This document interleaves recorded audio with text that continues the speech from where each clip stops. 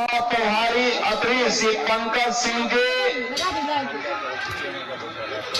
हम पार्टी के उपाध्यक्ष श्री गोपाल कुमार जी, जदयू के विधानसभा प्रभारी श्री जीवनलाल चंद्रवंशी जी,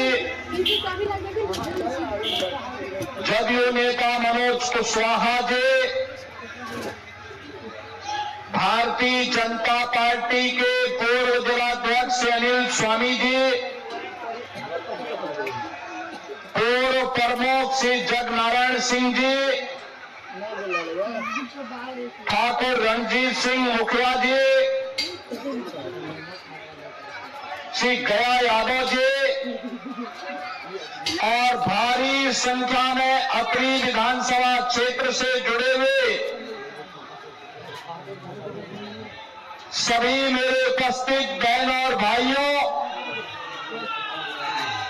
मैं सबसे पहले गया की इस पावन धरा को, जिसे विष्णुपद मंदिर में स्थित होने का सौभाग्य प्राप्त हुआ है,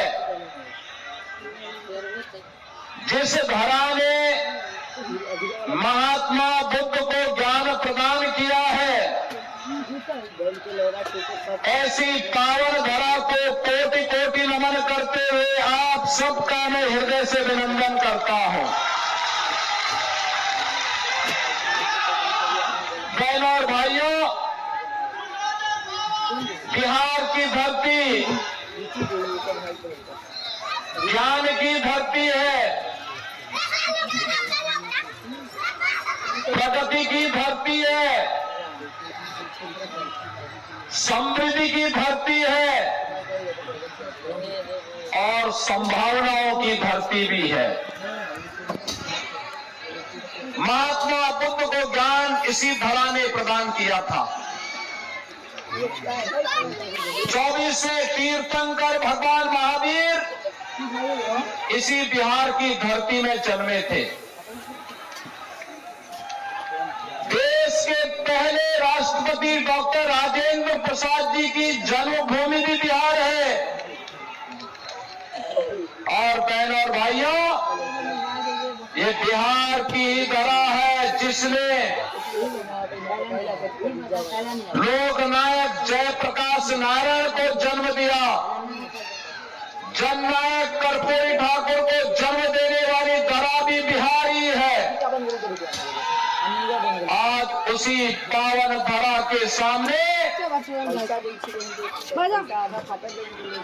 आरजेडी और कांग्रेस का ये जो महागठबंधन बना है, इन लोगों ने पहचान का संकट खड़ा कर दिया था। बहनों भाइयों, ये वही लोग हैं, याद करिए, विश्वविख्यात नालंदा विश्वविद्यालय देने वाला बिहार,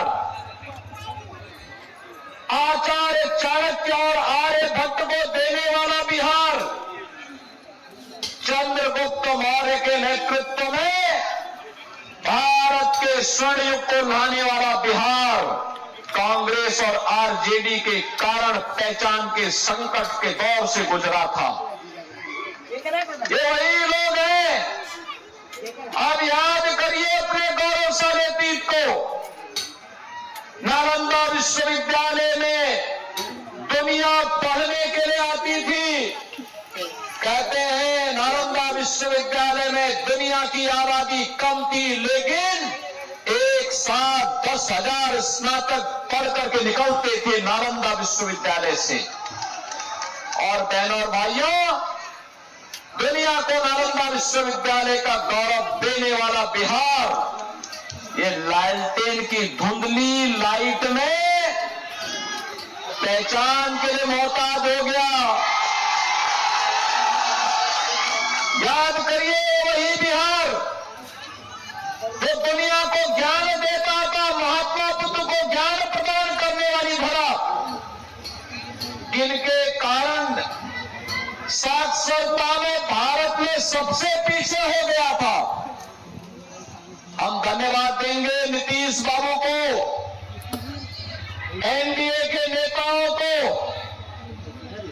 जिन्होंने कांग्रेस और आरजेडी के कारण साक्षरता मात्र 33% जिस बिहार की रह गई थी, उसको बढ़ा करके 75% तक पहुंचाने में सफलता प्राप्त की है।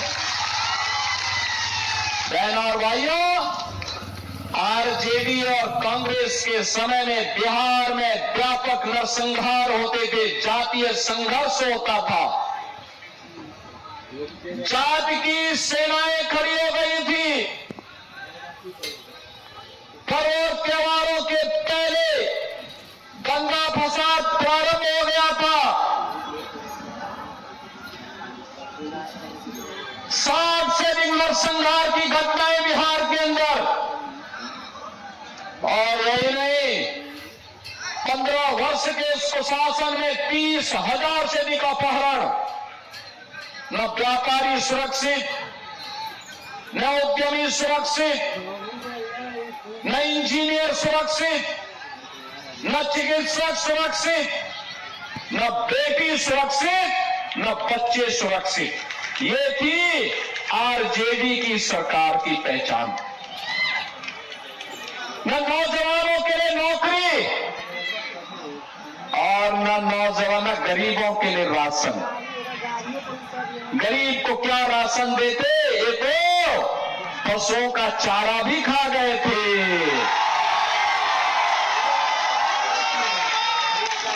ये नौजवान को नौकरी क्या देते, अरे ये तो आपकी नौकरी के नाम पर आपकी जमीन को भी हड़प जाते थे। और इसीलिए बहनों और भाइयों, आज मैं कहने के लिए आया हूं, आज बिहार फिर से सुशासन के सुदृढ़ नींव को तैयार करते हुए एक समृद्ध और विकसित बिहार बनने की ओर अग्रसर है। नया बिहार, प्रधानमंत्री मोदी जी का मार्गदर्शन है, नीतीश बाबू का नेतृत्व है।